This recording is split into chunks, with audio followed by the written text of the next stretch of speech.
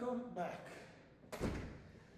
So, last lecture we completed our discussion about molecular simulations in terms of Hamiltonian dynamics, and so how you can in fact, at least from the conceptual point of view, imagine algorithms that sample the phase space distributions for different samples. And the idea was to combine the idea of sampling, meaning harvesting configurations from distribution, and the notion of integrating equations of motion. Now, the concept of sampling is inherently stochastic, but the equations of motion are in principle deterministic.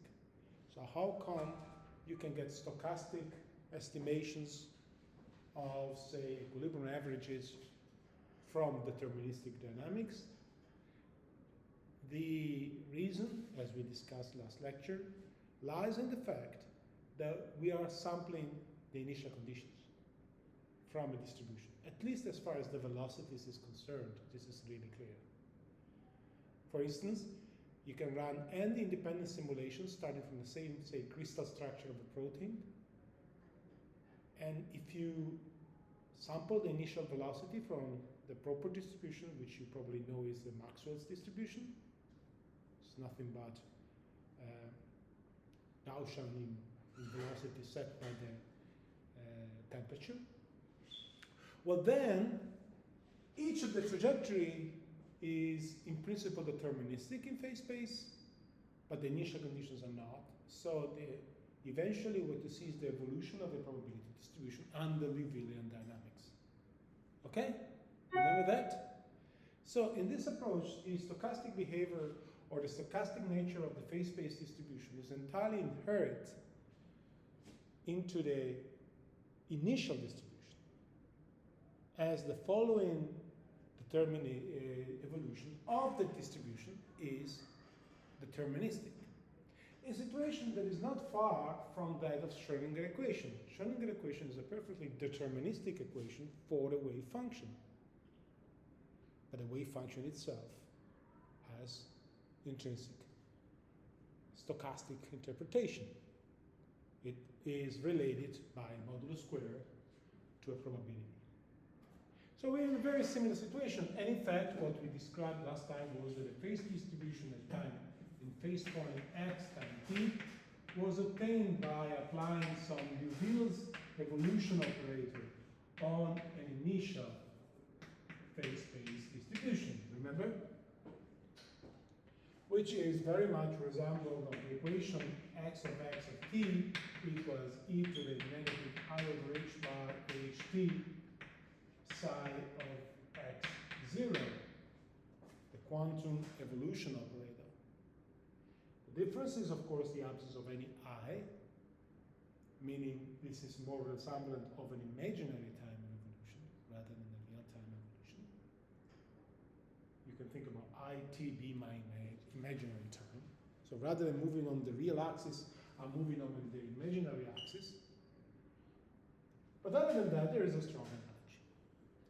Now, we discussed how to define Liouvillean's evolution that keep temperature, number of particles, and either volume or pressure constant. And we actually described in detail only the MVT ensemble through the Mose-Hoover algorithm, which is not the only algorithm, as we shall see today as well, that you can possibly use. But in principle, you can do similar, conceptually similar, not really technically similar schemes for the MPT ensemble. But now we take a completely different standpoint. From today on, we abandon Liouvillean's dynamics more or less irreversibly, meaning we are not going back to it anytime soon. And the reason for that is that, like I discussed last time, there are many problems that stand in between being able to write down an algorithm and being able to use effectively the algorithm to learn something about a complex system. One of the problems being the algorithms needs to be integrated for an extremely long time, which is a sampling problem. So we will need to figure out how to do this more efficiently than just integrating forward equations of motion. And there will be also the problem of digesting the information encoded in the information, in other words, in the trajectories, in other words, extracting physics information in the most unbiased possible way from trajectories that by their nature live in a super high dimensional space. And I mentioned the other time that this can be conveniently done by resorting to a slightly different mathematical formalism that is called the stochastic dynamics framework, if you want. It's a slightly different way of dealing with basically the same thing. So we are still interested in the evolutions of distributions in phase space, or as we shall see today, in configuration space. Maybe not today. So our goal still is understanding the evolution of the distribution. But we will not adopt a Liouvillean dynamics where the entire stochastic characters is inherited from the initial condition, but rather we will use a stochastic dynamics approach in which at each step you bring in stochastic character. Now, from the practical point of view, there is no fundamental difference between the two. There is no reason why integrating the stochastic equations of motion, as we shall see, should be faster than integrating Newton's equation of motion or Hamilton's equation of motion. But there are many advantages that we will learn.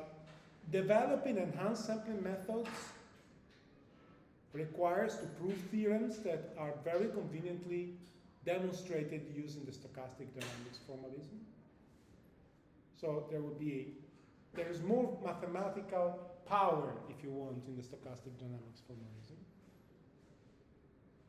And also reducing the results and projecting the results into meaningful low-dimensional spaces to extract information is very conveniently done within the stochastic dynamics formalism. So this is the motivation if you want to move forward.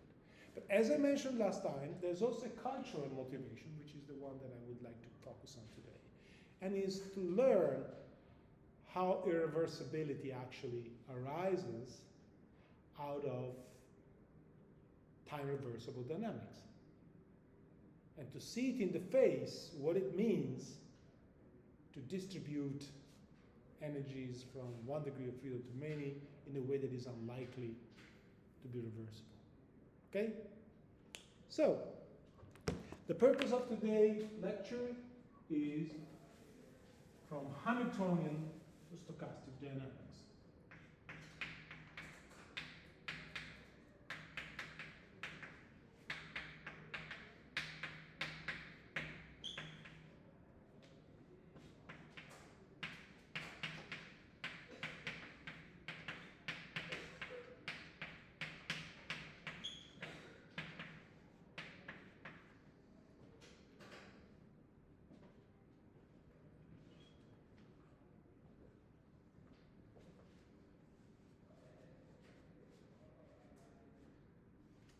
Okay, so we will use a toy model, if you want, to develop this theory, but it's a very peculiar toy model. So let me be specific. Let's start from a Hamiltonian. Let's suppose we know the Hamiltonian of the system we want to study its canonical ensemble, for example. We want to keep temperature fixed. Okay? So I will collectively denote all the degrees of freedom with this system in one variable, just not to carry around indices I all over the place. So you can think about X to be a 3n dimensional coordinate if you want. Okay? Now, what am I going to do? I'm going to couple each variable, dynamical variable in my Hamiltonian, to a collection collection of harmonic oscillators. And we shall discuss how physically grounded this is. So what I'm going to do, I'm going to put kinetic energy for some harmonic oscillator mass mu alpha, omega alpha squared over 2, Q alpha, negative, C alpha, mu alpha, omega alpha squared, x squared. Okay, so let me just dictate to you what is written here. It's p squared alpha over 2 mu alpha being the mass of this fictitious particle. Mu alpha omega alpha squared, omega alpha is the frequency of the alpha harmonic oscillator. And here, if I were just putting this, Q alpha would be the coordinate of my harmonic oscillator. And this would be a completely set of decoupled harmonic oscillators that live in their own universe and never interfere with my particle. But as you can see, I put a coupling because when I take the square, there's going to be a term Q alpha x. Right? This is C alpha, C is a constant, mu alpha omega alpha squared x. And so this will produce a coupling. Okay. This approach has many names. One of them is Caldera-Leggett, although Caldera-Leggett model is mostly used in the context of quantum open system dynamics. But the idea is very simple. I have my degree of freedom x, and I couple to x a number of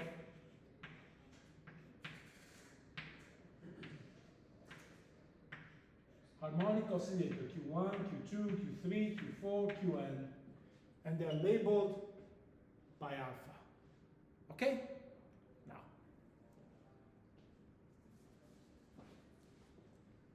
you could be either surprised or totally unsurprised for us to do that. We could be surprised because we want the dynamics of this system. What the hell is this harmonic oscillator there? They're going to perturb the dynamics, right? They are going to introduce some non-physical interactions, you might say.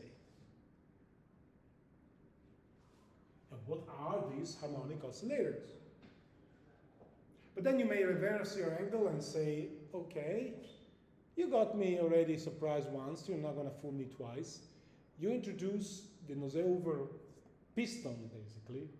Remember, there was an unphysical variable, but thanks to that variable, I was able to show that I could recover at least the Boltzmann distribution by marginalizing over the variable. So probably you're doing something like that, just in a more expensive way, because I'm using potentially infinitely many, as we shall see, harmonic oscillators. I want to take a third standpoint and try to say, well, remember the first lecture where we saw that the short-time dynamics is, the long-time dynamics of a system is insensitive to the details of the short-time dynamics. Now, the idea behind is that we're going at some point to define the dynamics of the harmonic oscillator is obviously dictated by the frequency of the oscillators. The harder the frequencies, the faster are the oscillations. Hence, the shortest is the typical time scales of these dynamics. So if I choose omega very large, I can decouple the dynamics of the x variable and the dynamics of the harmonic oscillator, right? You follow me? Now, I can choose, I'm ultimately going to choose the omega in order to have an interpretation of fast dynamics. Now, I am coupling my system to some fast dynamics. And the rule of the game is to then tweak this and show that the result of this will be a dynamics that converges to the Boltzmann distribution. And also has a very clear, transparent physical interpretation at each step of the way. So that I can probably trust this as a representation of the dynamics more than I would do if I start playing around with largely physical degrees of freedom in different approaches. Because each term that ultimately will pop up will be clearly interpretable, okay? And will retain physical meaning even when these variables will be integrated out, as we shall see. So, you see, the point is, as long as I have a model that captures enough dynamics to capture more or less the correct low energy dynamics, it doesn't really matter what kind of hard dynamics I put in. Even if it's physical, like in this case, as long as it produces the correct low energy dynamics. So in other words, suppose we want to study so I want to make an analogy. What we are doing with this model is something very similar to what we would be doing in the following approach. Suppose we were interested in,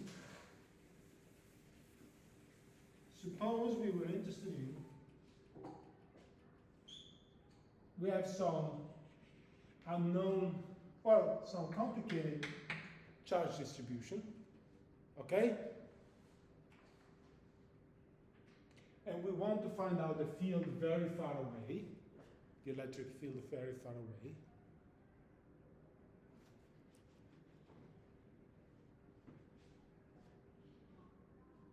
And basically, what we are doing, we are not computing things with this distribution. We are using a different distribution.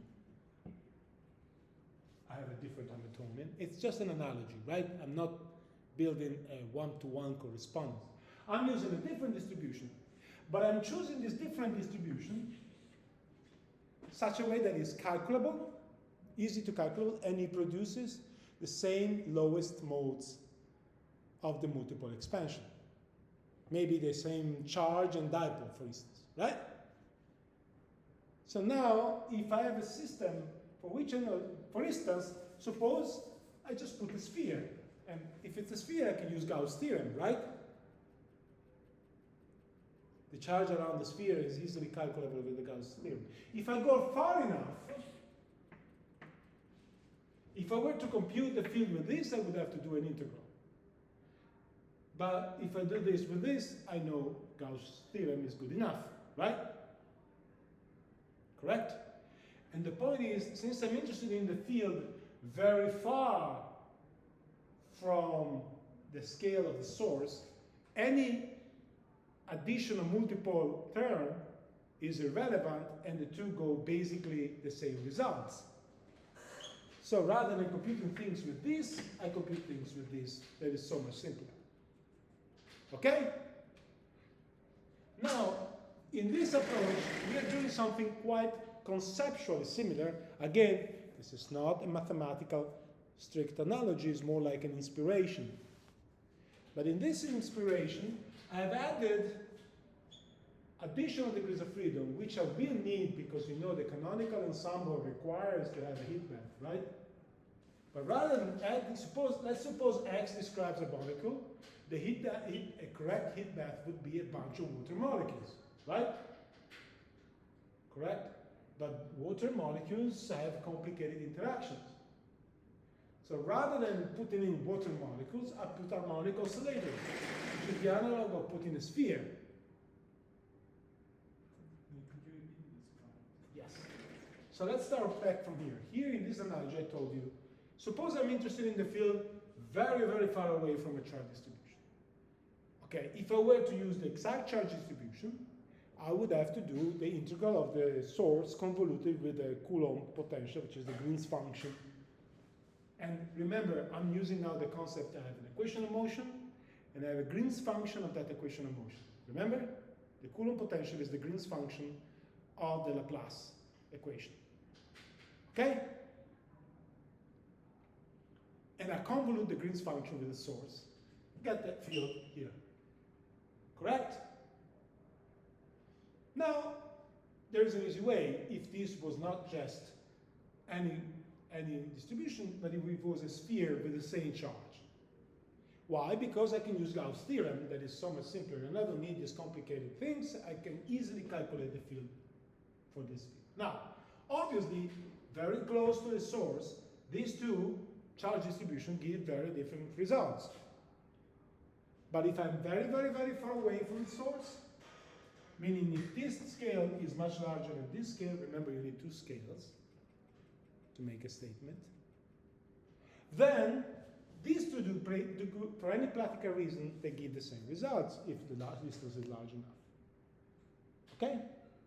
So, I'd rather do calculation with this than with this. So let's go back here.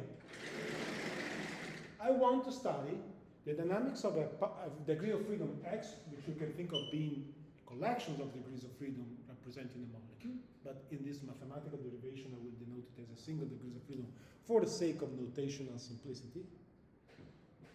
And you want to study the dynamics of the degrees of freedom in a heat path, which for macromolecules specifically is represented by water molecules. This would be a Hamiltonian where you have degrees of freedom for the molecule, degrees of freedom for the solvent, and then interaction coupling the solvent to the molecule, right?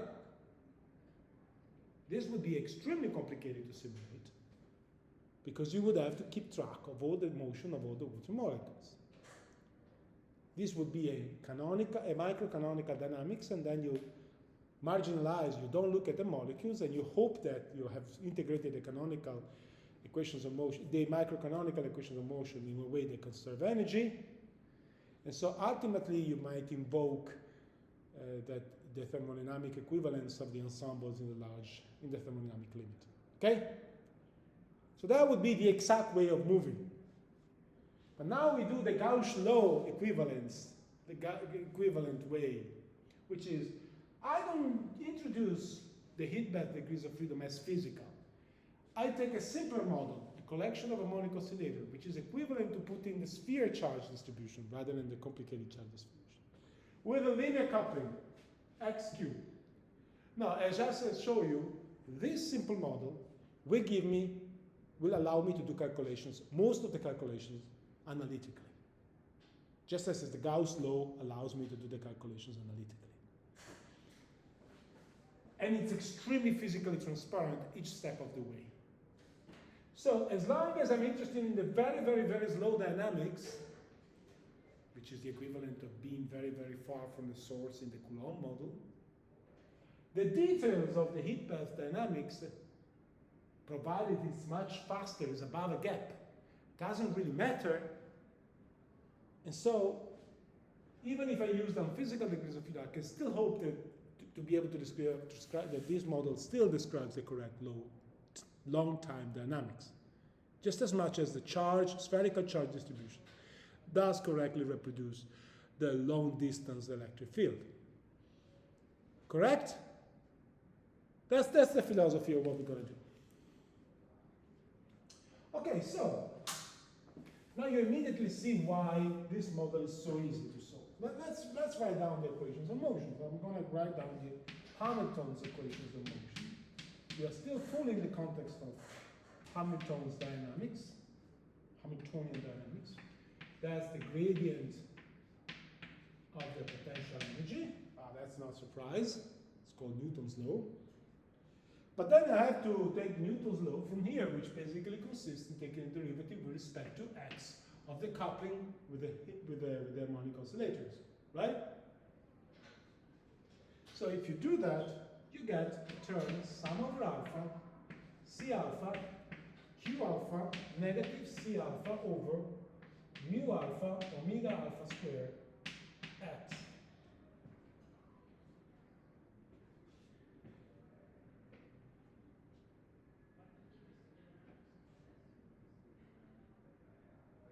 Okay, yes. These are the equations of motion for the x. Of course, this is an interacting system. I also need equations of motion for the harmonic oscillators because they're coupled, right? So let me do that. I'm gonna continue the set of equations of motion down in this board, and they will represent a set of coupled differential equations. You cannot solve them independently, right? Okay, so let's continue. Well, maybe I can do this. I can put Q dot alpha equals P alpha over mu alpha, which is of course the definition of momentum conjugate to configuration for the harmonic oscillators. And then I have a P dot alpha equals negative mu alpha omega alpha squared Q alpha plus C alpha x.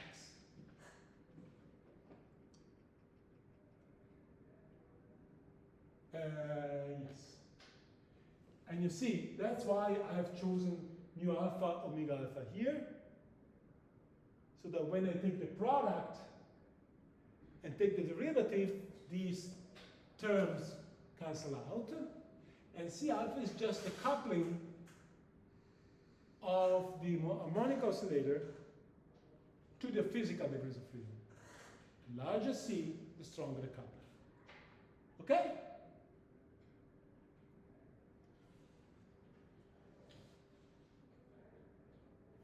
Now, at the next step, you will see why I've chosen to do harmonic oscillator. I do that because normally, when you have a coupled system, you cannot solve one problem independent from the other, we just said. Right? Because you displace one coordinate, you change the potential for all the others, and vice versa, right?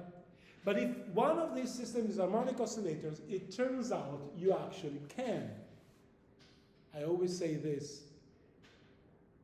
Physics exists because we can do Taylor expansion, that is perturbation theory, and Gaussian integrals. If you couldn't do both of these, there would probably be no theoretical physics, which in turn means there is no theoretical physics without harmonic oscillators. Right. Okay. So let's look at the equations of motion. You see, this is a linear equation of motion. Linear.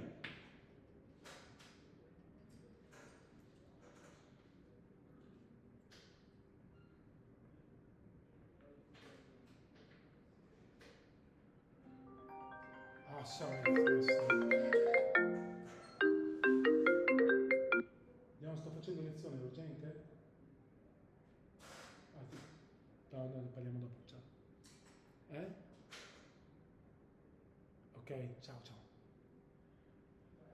Il figlio che mi deve dire che ha letto un po' di libri. Va bene.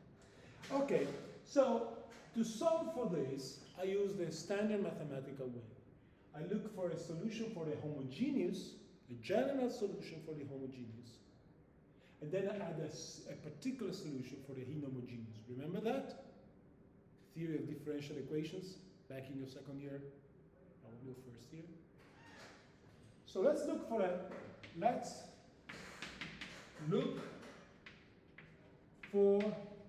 the homogeneous solution.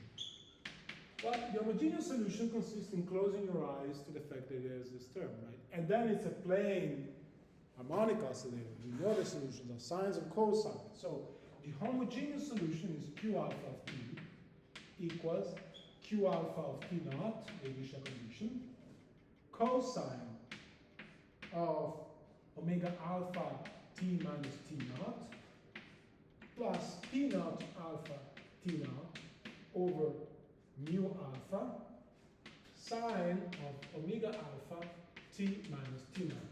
Now, I have already done for you substituting the I, A, and B of the general solution by imposing the initial conditions. Remember how you do that. You put some general sine and cosine with some coefficient, and then you fix the coefficient by imposing the initial conditions. I have already done for you that part because it's completely trivial.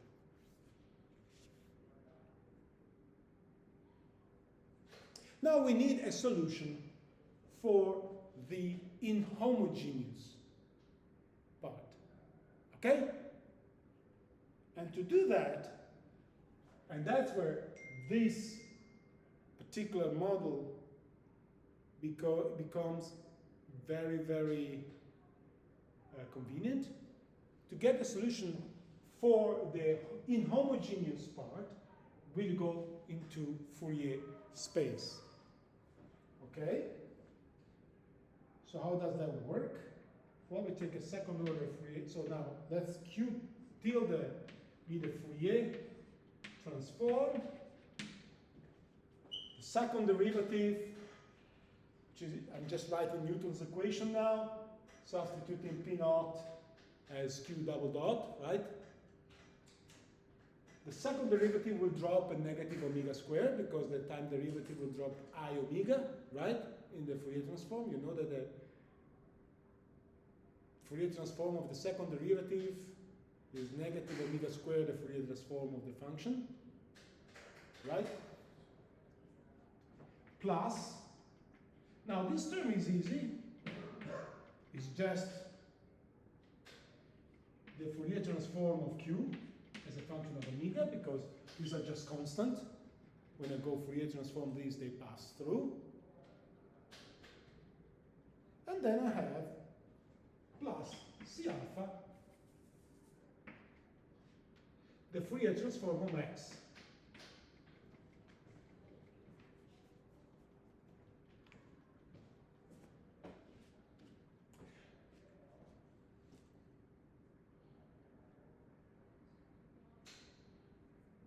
Now, from this equation, I'm getting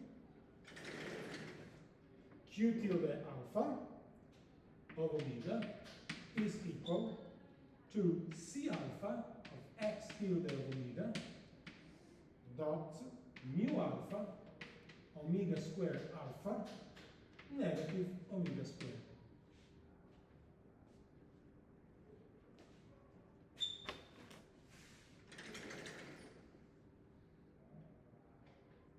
I'm just taking this equation and solving for this. Okay? Now, I can, what is the idea? I Fourier transform back and get my solution, right? Why not?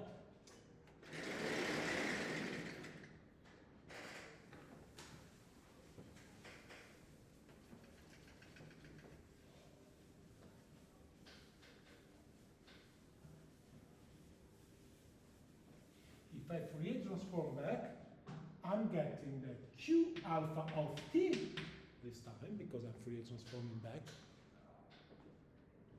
is C alpha over mu alpha, integral from t naught to infinity in d tau. Okay, I'm going to write the result, and then I'm going to comment on that. Okay, so first let me write the result, even if it looks a little bit weird.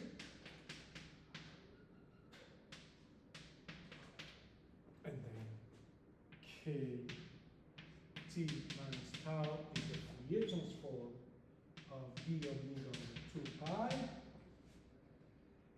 e to the negative I omega t minus tau negative omega squared plus omega alpha squared plus I epsilon. I'm going to tell you what it is in a moment.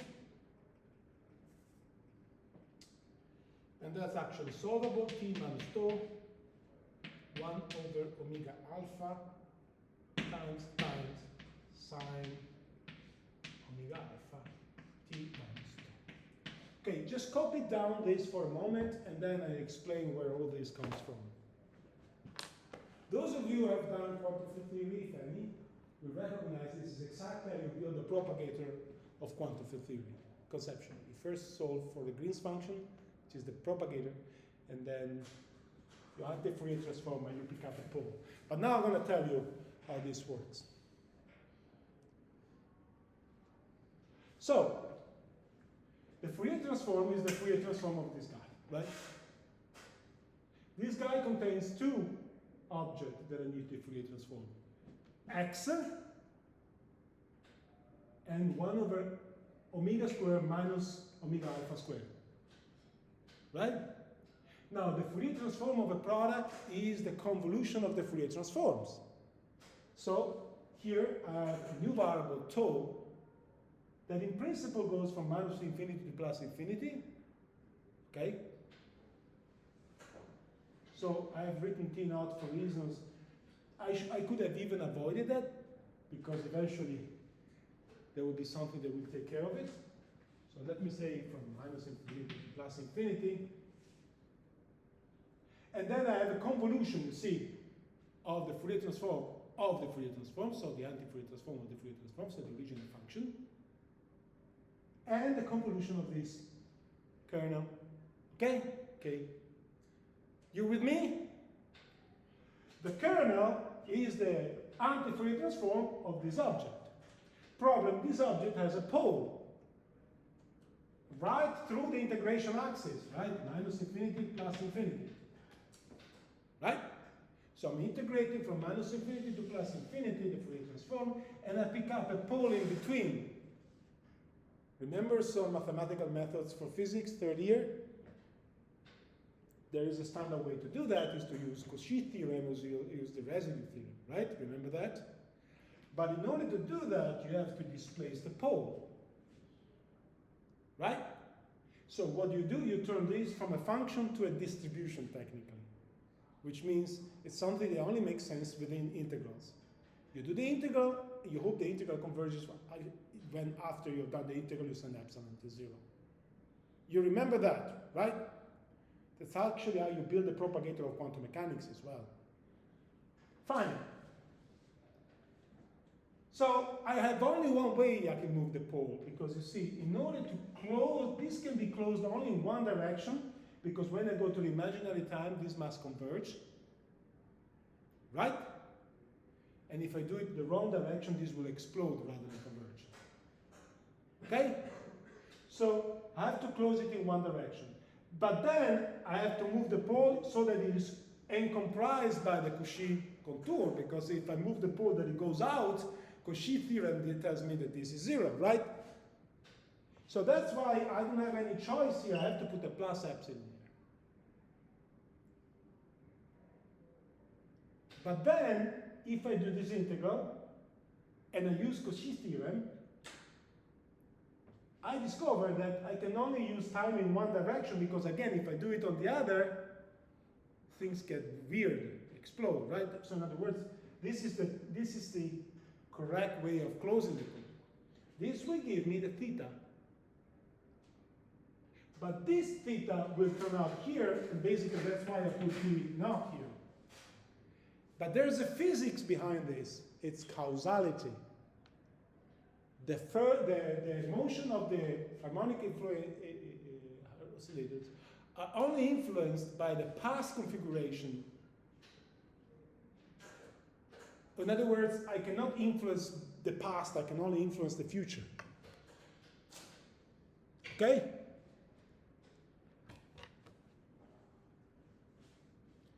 So I still have a sine kind of behavior. It's an harmonic oscillator, what else could it be?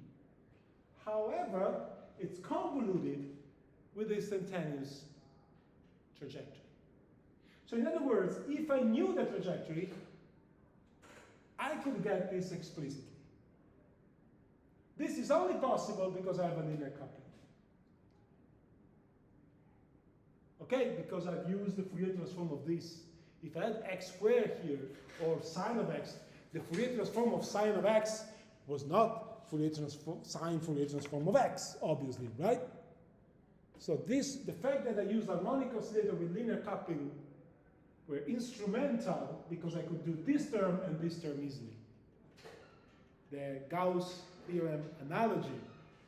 Remember that?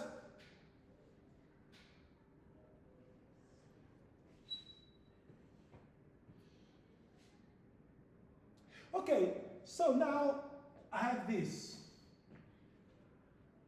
But before I move on and tell you why do I want it, but let me just tell you, now that I have this, I can go back to the original equation of motion and replace, every time I see q in the equation for x, I can put this, which ultimately depends on x. So rather than having two coupled equations, now I have a one equation that depends on x. You see the advantage? We had an equation for x that contained q, and an equation for q that contained x. But I have solved the equation of q that contains x, so put it to quadrature if you want. I can put this back into the equation for x, and I have just a closed equation for x. Okay? You with me or not? Now, I use the analogy of the electrostatic equation, remember it? And the analogy is not for chance. I mean, the fact that I use the analogy with the electrostatic equation is far deeper than just I could solve the electrostatic equation in one limit, I take that limit. Because you see, if you remember the electrostatics, the Maxwell's equation, well, it depends on what units you're using. For instance, these units, people are used to these units. I like the GGS units better. That's my personal preference. How do you solve this? Well, first you solve the homogeneous case, remember? Which will give you the Green's function of this operator. And that's the Coulomb term.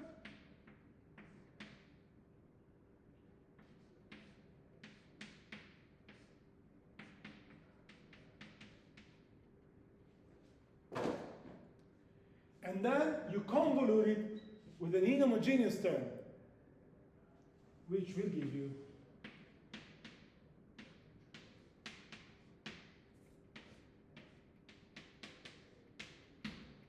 modulo 1/4 pi epsilon naught. Remember? And how do I get this? Well, I go to Fourier space. This is minus k squared phi equal to naught. I actually solve the Green's function, so I put the x here. Remember the Green's function, the point source? The Fourier transform of the delta function is 1. So I get this. So my Fourier transform is 1 over k squared. And then an anti-Fourier transform, I get a Coulomb term. So you see, conceptually I'm doing exactly the same thing. And it's by no surprise, because those of you who have done field theory, they know that this is nothing but a collection of harmonic oscillators. You don't have to have done field theory to go forward in this course, but if you have done quantum field theory, you know that basically the free scalar field is a collection of harmonic oscillators. And that's what we have there, a collection of harmonic oscillators. So that's why you can run the mathematics through. Okay, but this is just a curiosity for those of you who come from a more theoretical background. We don't really need to know this. We can go back to our original problem. We had an equation for x, that now let me write it as a Newton's equation, right? Which contained q that I didn't know, and I had an equation for q, which contained x. Right? Now, since what I've done there is to solve this explicitly, so that rather than this, I can write that solution. So I can write C alpha over mu alpha, sum over alpha, because I need to do this for all alphas, integral, blah, blah, blah. Now I'm going to write the equations explicitly.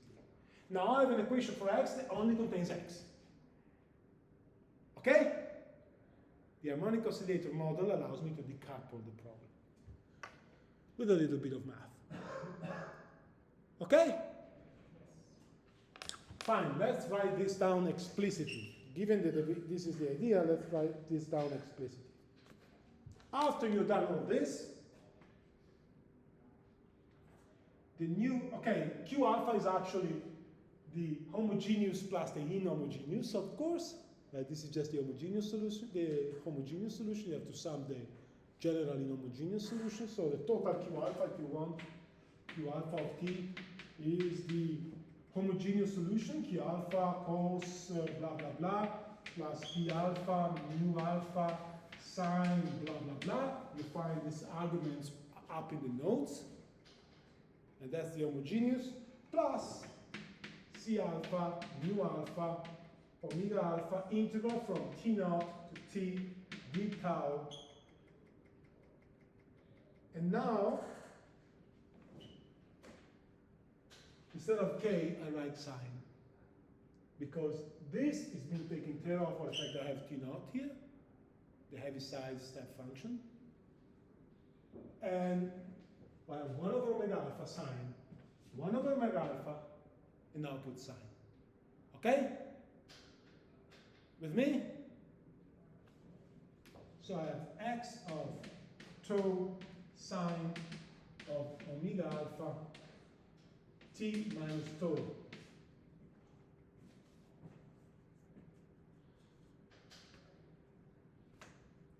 Okay, almost done, guys. Right. Now, I can go back and write the equation of motion for the x variable, right? Plugging this into the equations of motion or the Newton's equation for the x variable. Correct? So, let me write this down. It's going to be P dot. It's, well, the force. The force isn't changed because it is what it is. Now I have an additional term,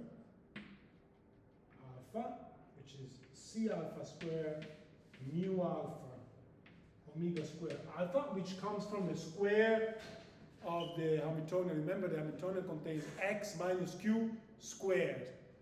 That will give you q squared, x squared, and x cubed. The x cubed was already used to get the coupling. I'm left with the x squared. Yes?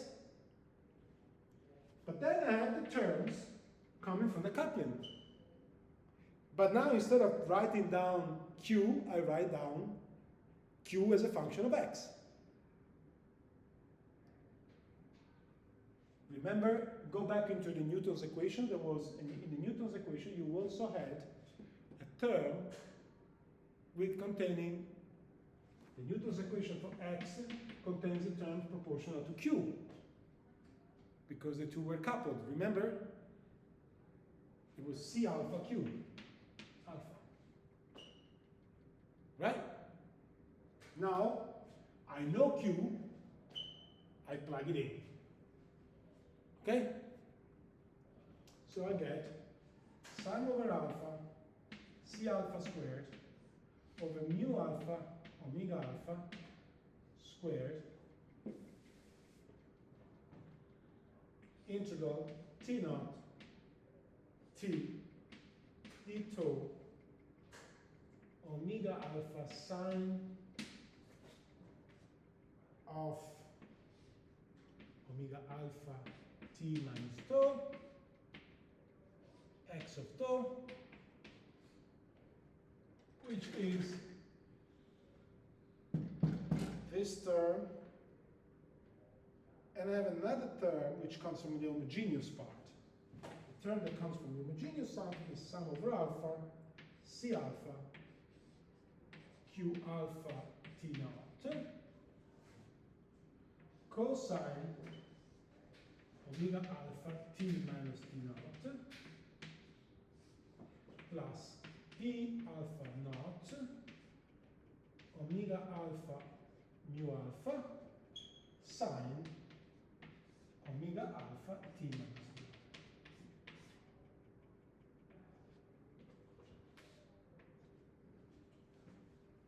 I leave you a copy.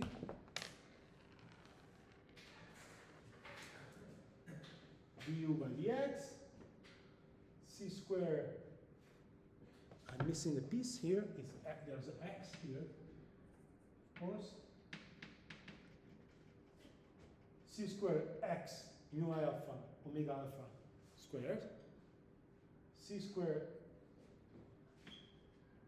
x of t divided by omega alpha mu alpha omega alpha squared plus sum c squared omega alpha mu alpha squared, sorry, omega alpha squared mu alpha, the integral of omega alpha, sine of omega alpha t minus tau, x of tau, sum over alpha, c alpha, q alpha of t naught, cosine omega alpha t minus t naught, p alpha naught. So what I'm trying to highlight here, so I will only ask this derivation for the very last top grade. I'm not interested in you repeating this derivation unless you're a theorist and want to know this material, which could be useful for you. If you want to go into theory, being able to do these things is kind of useful. If you're not going to theory, what I want you to realize is the conceptual steps. And the conceptual steps is, you see, is the physics that lies behind this formula. Because there's an interesting thing, you see. It is not true that I've completely decoupled the information about the harmonic oscillator. Some harmonic oscillators are still there, variables, but only at T naught. You see, this is Q alpha T naught, P alpha T naught. So I still depend on the initial condition of the harmonic oscillator. You change the initial condition of the harmonic oscillator. For instance, you pull all the strings. And of course, the dynamic of the system will be different because these objects, if they are being pulled, they will start delivering energy all over the place, right? Instead, if my initial condition was at total rest, I would have a different dynamics, right? So I have a modified Newton's equation that depends on the initial condition. But so this is one physics content, which is, given the initial condition of the heat bath, I have an effect at any time, because the initial condition of the heat bath start changing energy and momentum with my system, right? And if it does it from one condition, it will change some momentum. If it does it from another condition, it will exchange another amount of momentum. Again, imagine stretching very much the initial condition, then there will be a huge amount of potential energy that will be delivered into the system soon after, right? But this is actually even more interesting, because see, this doesn't depend on the initial condition. But it tells you that the position of the x variable is modified by the fact that the x variable can interact with the harmonic oscillator and get back the energy at some later time. You see, you have diagrammatically, you have your x variable that exchanges momentum with the harmonic oscillator and gets it back later. That's what this is. This sign propagates the energy through the harmonic oscillator and gets it back. Right? That's why you have a tau. Yes. This term here is a convolution of sign, and it depends. It only affects the time in the future. And it tells you, give me the positions in some time in the past, and I will get a correction to the motion at the future time, at the instantaneous time. So there's a force here at time t, which depends on the position x in the past. Okay? So the idea is that we are here in time. This is time. We are here. Somewhere in the past, an excitation was made, and this excitation hits me now. So we're basically recovering Feynman diagrams here, basically. That's the bit. So there's nothing so exotic about Feynman diagrams if you think about it in terms of classical mechanics. It's just propagation of excitations. And when you write the Feynman diagram, you exchange a photon, you're propagating electromagnetic oscillations. Here we are propagating physical harmonic oscillators. but it's exactly the same thing, right? Just less exotic or less keen to our intuition. Very good. So the physical origin of these two is very different. Okay? But now comes the very interesting fact.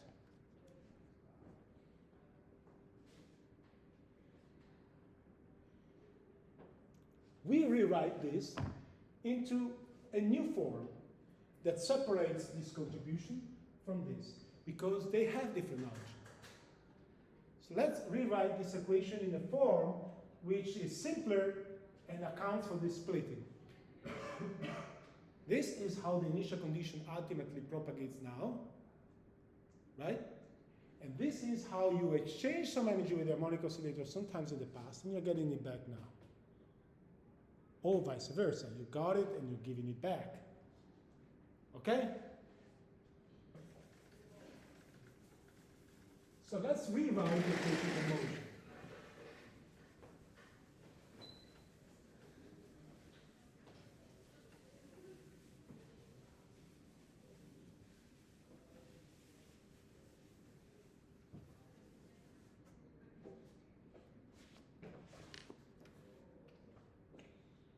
I like to rewrite this as P naught equals negative d by dx of u of x.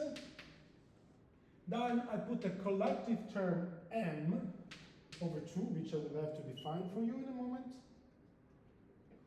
And then I get an integral in d tau from t naught to t of k t minus t tau x dot of tau. Why x dot? Well, you know, I can always play with, oh, yeah, sorry. Shoot. I made a mistake. Sorry guys, I skipped a line. You cannot understand it from here. You need an extra line to get it.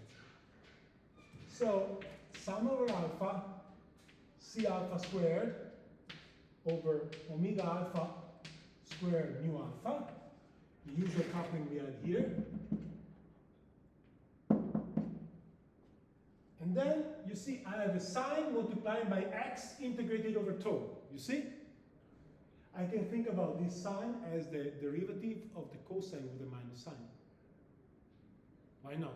And then I can use integration of by part to turn this sine to a cosine, but this as a derivative over t. Who can tell me why I want a derivative over t?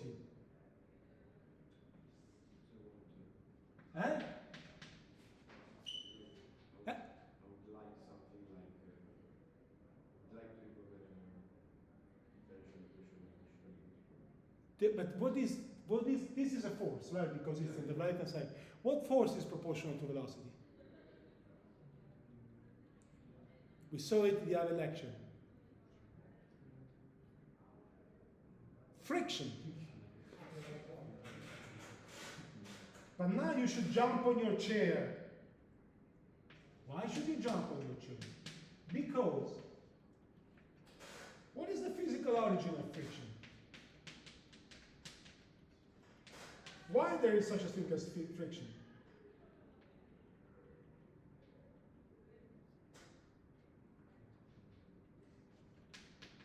Well, this will become friction in a moment when this derivative will be transferred here, right? Well, why is there such a thing as friction? Because as I go through air, some of my energy gets distributed. I excite the motion of water around, air around me, right? And this air has its own dynamics. Now, if you imagine me, rather than walking through air, walking through a number of springs, I displace the spring, they start to oscillate, right? And so I don't have any more my momentum. I've lost some momentum because some of the springs have gone taking it. But of course, the other thing can happen. The spring can get back and give me back my momentum. So that this term at the moment is not yet quite friction because it can go either ways. And it's okay because as long as I take some particular limit, all the energy that I give to the springs I can get back, right? It's a closed system for the time being. I cannot break irreversibility in a closed system, we know that. So it's okay, at the moment we see friction, but we saw also inverse friction, right? So, but at least we start to see some physics underneath it, okay?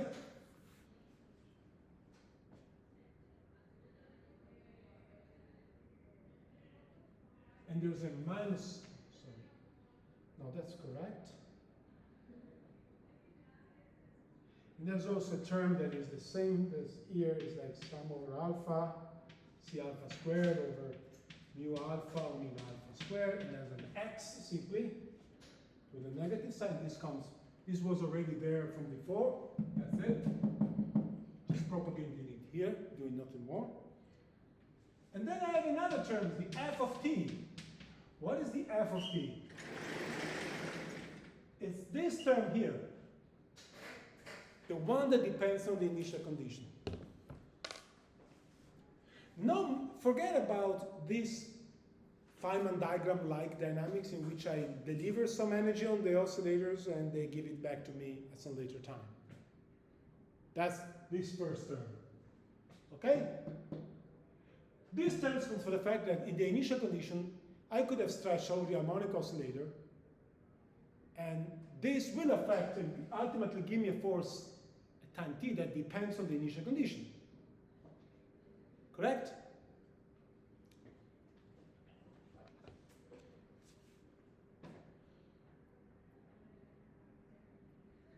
Okay. Basically, now I can do one more step and write this in a form that looks even more familiar. This is the line that I wanted to write before, but I hadn't been able, I was a little bit too fast.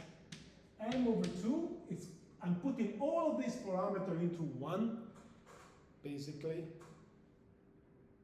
big object. Integral d tau from tau naught to t, k of t minus tau, x dot of tau, plus psi of t. But now I've introduced an additional parameter m. You can think about multiply and divide by m this term. So basically, k of t minus s is equal to 2 c alpha squared over m mu alpha omega alpha squared cosine of omega alpha t minus t naught. The 2 because of this 2, the m because of this m. Just a notation. I've just rewritten this term. Okay? There is a negative sign though, because I've integrated by part. The derivative, who is no longer here, is here. This will come with a negative sign. And everything else is just written here. And the xi term, let me not write it because it's basically all this. Okay? This is the additional term that leaves there, and I call it xi. Well, actually, no. Sorry. I called it f before, right? F.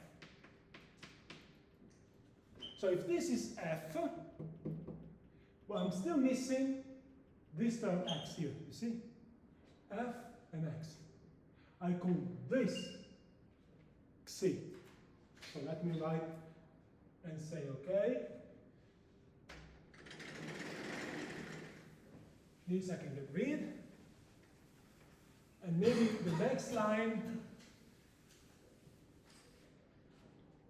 line that I write up here, you should write below here. I'm going down in the definition. So I have C of t is equal to f of t negative m k minus t minus t naught x of t naught.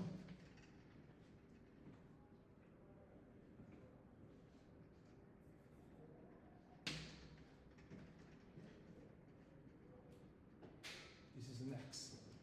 My horrible, horrible handwriting.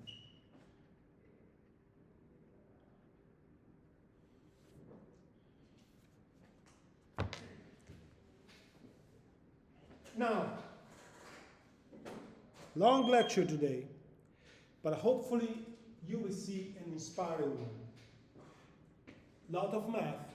I tend to stay away from math when it's not strictly necessary. I like indulge with math here because it's beautiful when you see theoretical physics being physically transparent at each step. Because now we see in the next 15 minutes, we see how the arrow of time develops.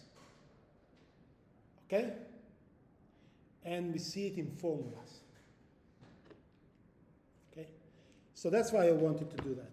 Now, first of all, are you with me so far? Of course, I will give you, I have notes, handwritten, LaTeX notes that are much better written than my personal handwriting. So you don't really need to worry about having lost any minus sign of stuff. You'll see it in the notes. So conceptually now, we know what we're doing. We have a new Newton's equations, which contains two reversible forces. They're both reversibles because they both have whatever signs it takes. We haven't gotten away from Hamiltonian dynamics still. But it's interesting when you deal with this.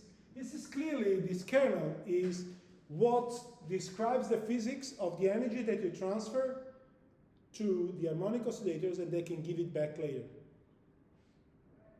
Now, if you think about them, you can think about this as the same thing in water. A protein displays some water molecules because of thermal fluctuations.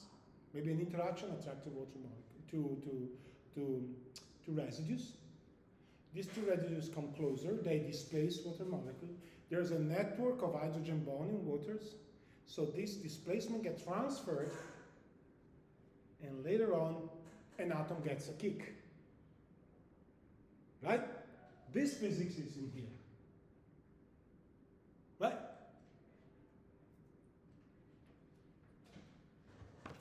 Now, instead of doing this in time representation, why don't we go in momentum frequency representation? Now, sines and cosines are basically exponents of I omega minus I omega, right? So sines and cosines in Fourier representations are delta functions. Remember that? Yes? Okay, so it should not surprise you that k tilde omega is alpha, C alpha, times 2, I have my m, I have my mu alpha, my omega square of alpha, and then I have delta of omega plus a omega alpha, and plus delta of omega minus omega alpha. Okay. This is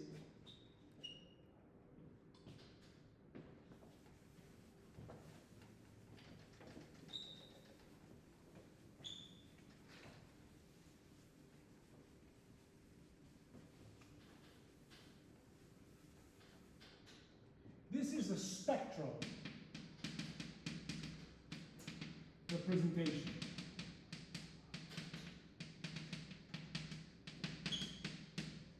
Of k. Why? Well, think about these deltas as Gaussians. We know that this is not so crazy after all because we cannot resolve frequency to infinite accuracy, right? So we can always think about delta functions as small Gaussians in frequency. Now, if it wasn't for this term, so if I were to plot here, I would have negative frequencies and positive frequencies. Let's focus on the positive frequencies only for the time being, just for sake of simplicity. I will have a Gaussian here, Gaussian here, Gaussian here, maybe a Gaussian here. Depends on how my omega alpha are distributed, because they're all focused at omega alpha. Right? So there are as many peaks and as many harmonic oscillators, because each harmonic oscillator comes with its own omega alpha, right? But then you see, these harmonic oscillators may not be all equally coupled. Well, first of all, those with large alpha, they would go down, so there would be lower peaks, but the C alpha could grow, because I'm free to tune them. So depending on I choose the alphas and the C alphas, this will give me some shapes, whatever. Some will be higher, some will be typical spectral bands, you know. You've seen this many times, spectral bands.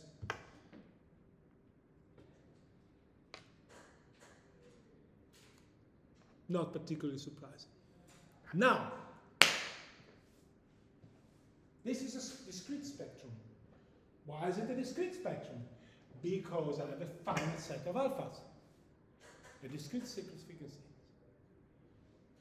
Now comes the magic.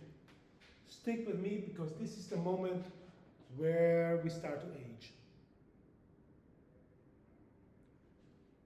Now, instead of coupling to 3 harmonic oscillators, instead of coupling to 5 harmonic oscillators, instead of coupling to 100 harmonic oscillator, I couple to 100 billion thousandths harmonic oscillator. I couple to a heat bath of harmonic oscillators. So many that I cannot count. Okay? Then, when I lose some energies to one of these oscillators, he can give it back to me, but he can also interact with other harmonic oscillators. They can give it back to him, or back to me, and he can give it back to me, but each of them can couple to other harmonic oscillators. So you see, the energy that I spread to my harmonic oscillators, if the number of harmonic oscillators is infinite, will be likely to spread out among harmonic oscillators. The chance that I get it back goes down, right? So mathematically, this should show up, if theoretical physics is a meaning. And what happens to a spectrum when the number of spectra go to infinity? It becomes a continuous spectrum. So now in the thermodynamic limit, I don't look at this as a discrete spectrum. I look at a continuous representation, a smooth function. Because if I have a very large number of harmonic oscillators, it's enough to put a finite amount of width, which I must, to get a smooth spectrum.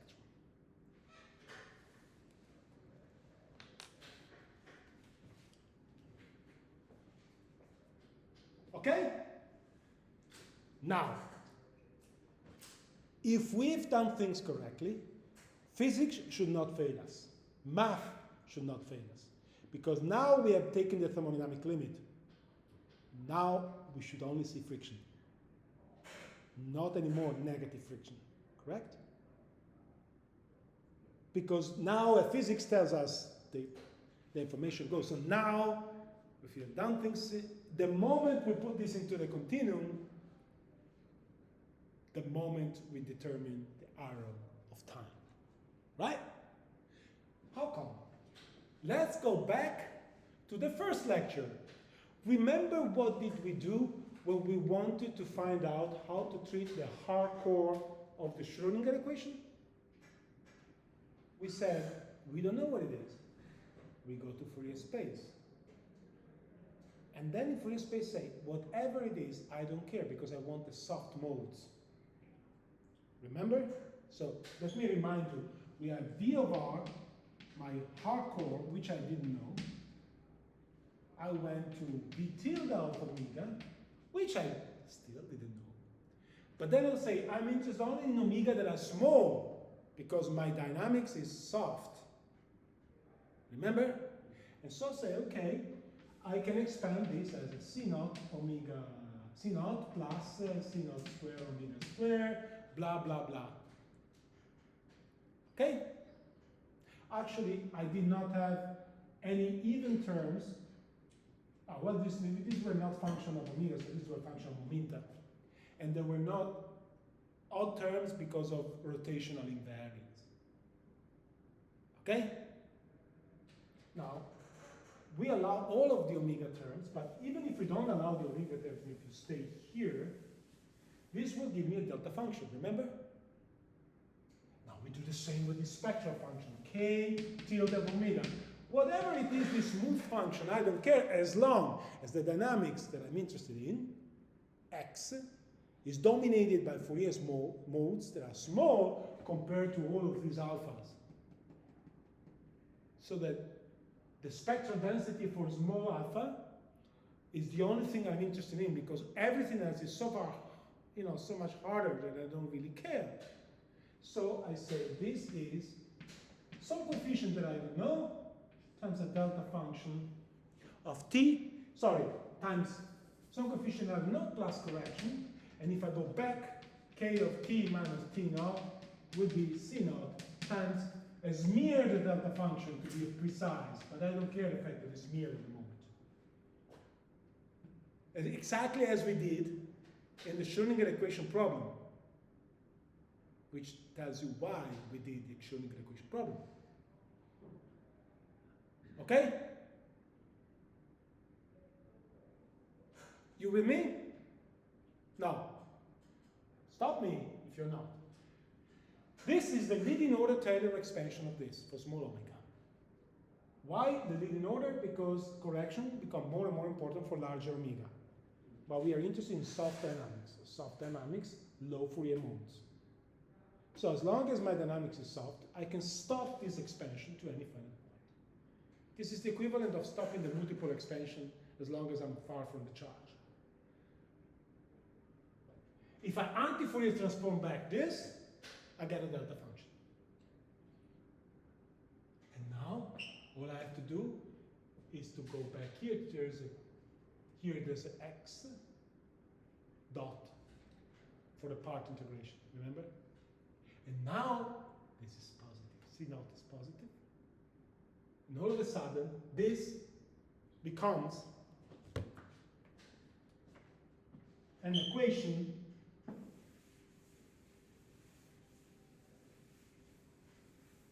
if we go back into the Newton's equation, the kernel part, I would say k t minus time naught. This was C naught, right? Instead of calling it C naught, I call it 2 gamma delta. T minus T naught.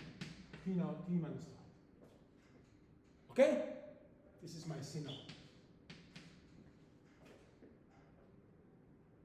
Okay. If I do that, my Newton's equation becomes P dot equals minus d by dx u of x minus m gamma x dot plus a stochastic force. A force exciting, which I didn't call stochastics. Mathematics hasn't failed us.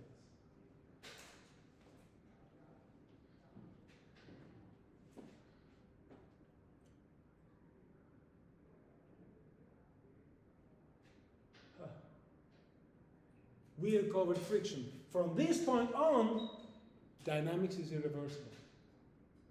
And the physics is precisely that of having left some of our energy to the harmonic oscillators, but there are so many of them that they will interact mostly among themselves.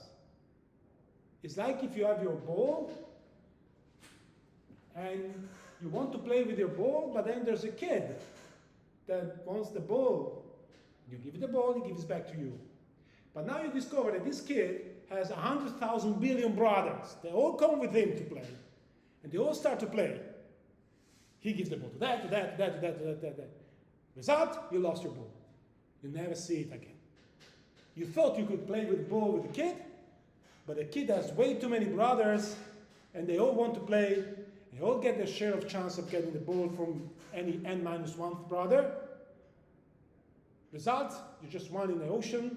There's way too many. You lost your ball. Negative sign. Friction. If these were just 5 kids, no friction. You ultimately get back the ball. You see it? I don't know. I'm maybe an excited guy in the sense that I get excited very easy. But I think this unlocked a long due depth I had with understanding how irreversibility works in my mind. Since the time I was told entropy grows. Yes, it grows, but microscopically, how does it beep grow? This is how it does it beep grow in this simple model. Okay? What about psi? Well, psi is a force that I get on time t, depending on what happened at the initial time. Okay? And it's a sine cosine force, right? So let's plot it.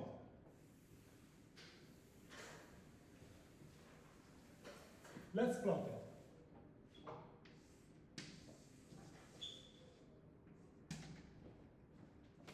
Well, if I started from some initial condition, it's like choosing one of these variables, and then this is some kind of sine or cosine. It's probably more complicated than this because it's a convolution of sines and cosines, so I should write like that. Track, but it's completely deterministic. Because I just have to write down that sines and cosines all over the time and just propagate them. Okay, so the force at time t would be negative 55 Newton. Okay, but now I start from a slightly different initial condition. Blah, blah, blah, blah, blah, blah, blah, blah, blah, blah, blah, blah. 44 Newton. Why they are both divisible by 11? Just chance. Because the mind doesn't really generate the random numbers. Okay? Two things happen. If I don't know the initial value, I cannot tell you exactly which one it is. So if my initial conditions are sampled, as they must, since I don't know, my final results are just random variables. Okay? True?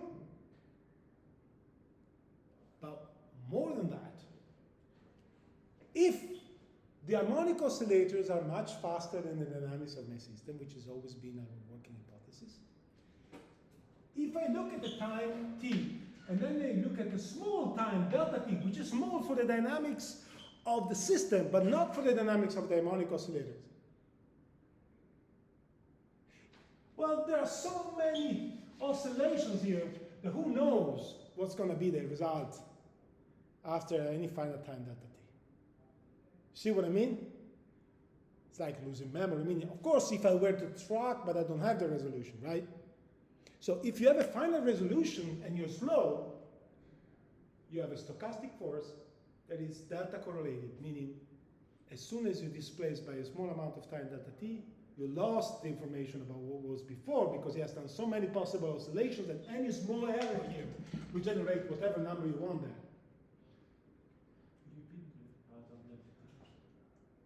Okay. Whatever initial condition I have, I get a different value. Now, if I have many frequencies added together, the periodicity of these will be, who knows, right? There's no clear periodicity of this function.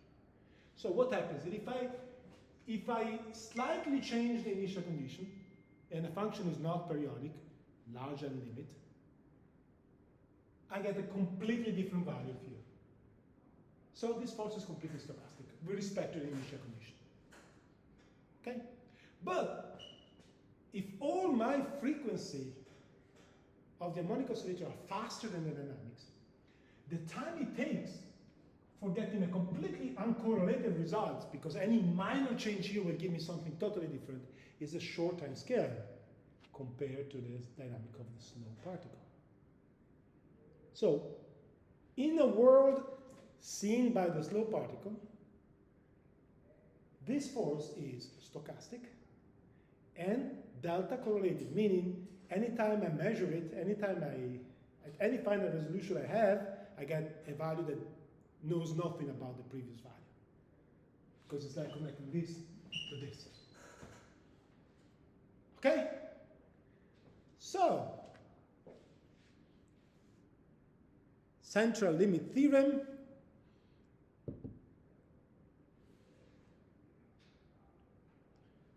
will tell me this I can sample from a Gaussian, right? Because I don't know what it is. So basically, the idea is then that my psi force, let me write it down.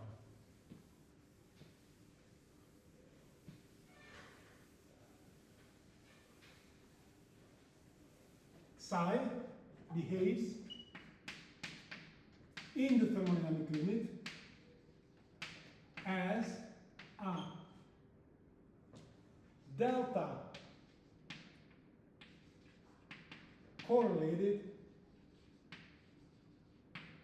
white noise. What do I mean by white noise? The average value of psi at any time is 0. Psi of t naught is constant times delta of t minus t naught.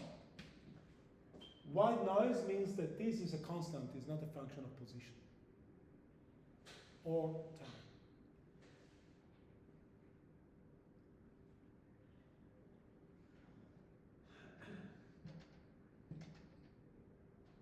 This is an average though.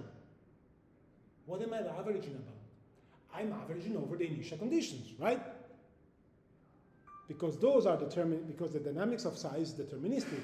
Its stochastic behavior depends on the stochastic behavior of the initial condition. Okay?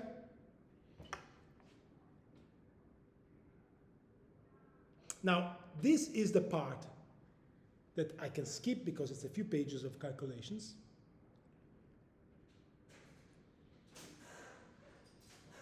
But the idea is I want to compute this C. Okay? How do I do?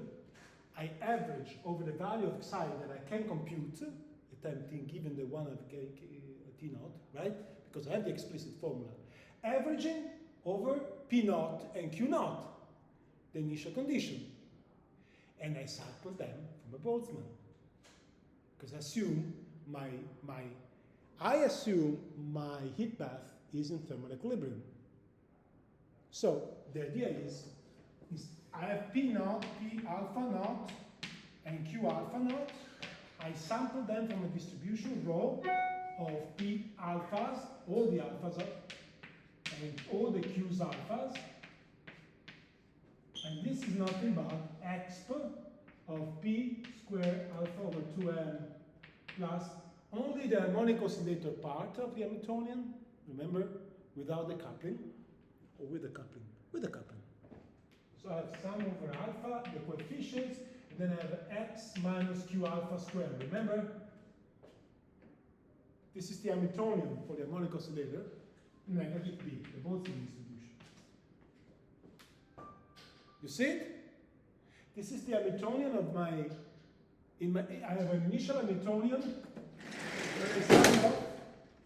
My initial Hamiltonian was having, I'm running a little bit because I'm running out of time. My initial Hamiltonian was p over 2n u of x plus a term that contains the harmonic oscillators and the coupling with the harmonic oscillators, right? That's what it is. So in other words, you assume that in the initial condition, the heat bath was in equilibrium with the system. Well, if you do that, it turns out you can perform the average. Okay? And I will not do that, honestly. This is useless math. It's just doing an integral. Okay? But the result is very, very, very important. 2m gamma delta t minus t. This. And there's a piece missing, of course, kt.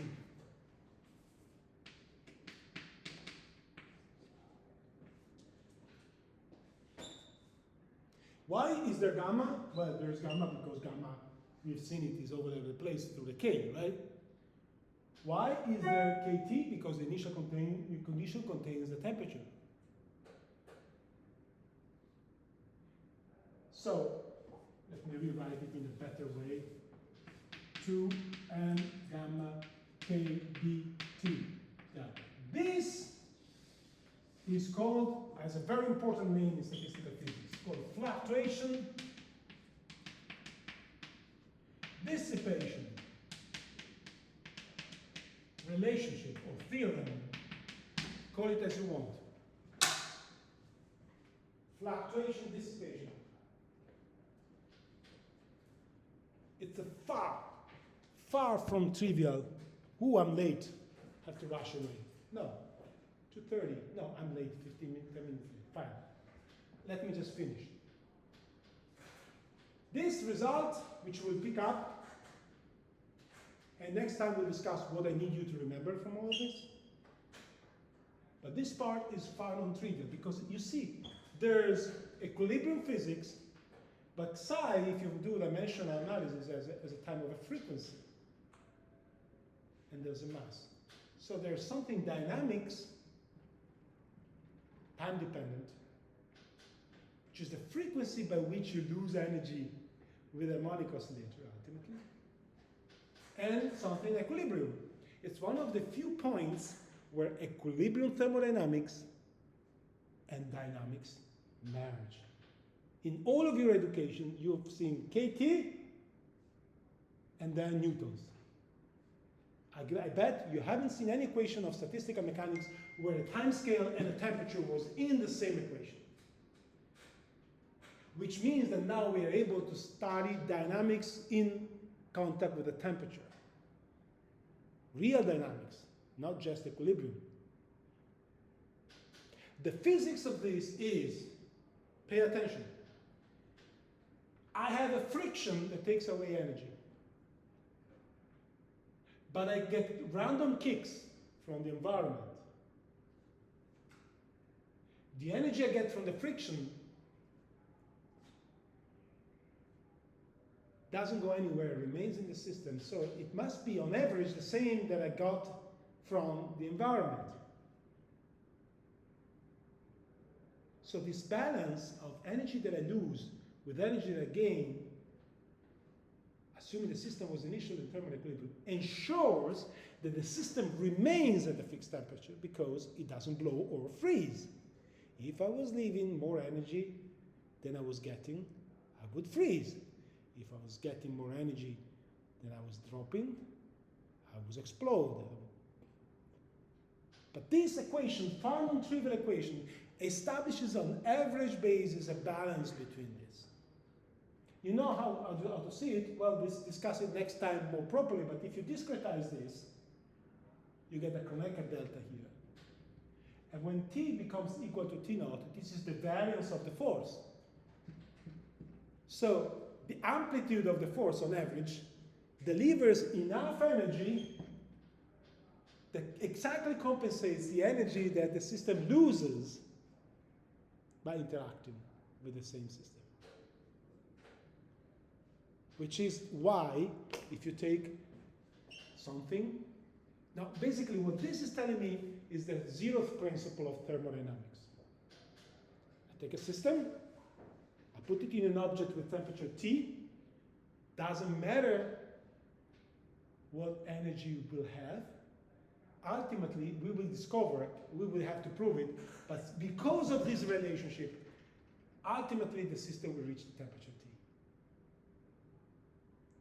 So we are really recovering the principles of thermodynamics from ground up.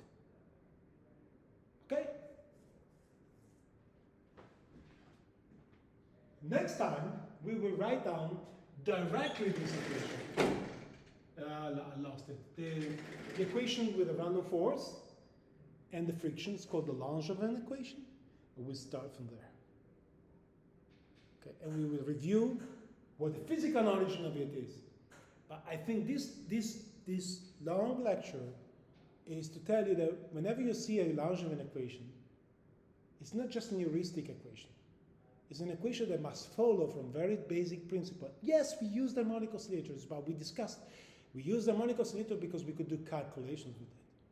But there was no physical peculiarity of harmonic oscillator. There was a mathematical simplicity of harmonic oscillator. We could solve for the Green's function. But all the physics was there. Where is, we could interact with the system, and the energy was dissipating in a way because I have way too many kids passing the ball with themselves, never getting back. And how do I see that in math? A spectrum becomes continuous. I can define derivatives of the spectrum. I can define the density in the origin. I can go to Fourier space, and in Fourier space I see a constant. And if I translate it back, that will give me a definite coefficient to the negative velocity, friction. So you don't age if you play with 1, 2, 3, 4 kids, but if you play with 55 billions of kids, you do age. And I can tell you, 1 is enough for aging. If you define aging by how often you go in motorcycle, it's a good proxy of it. Bene, see you next time.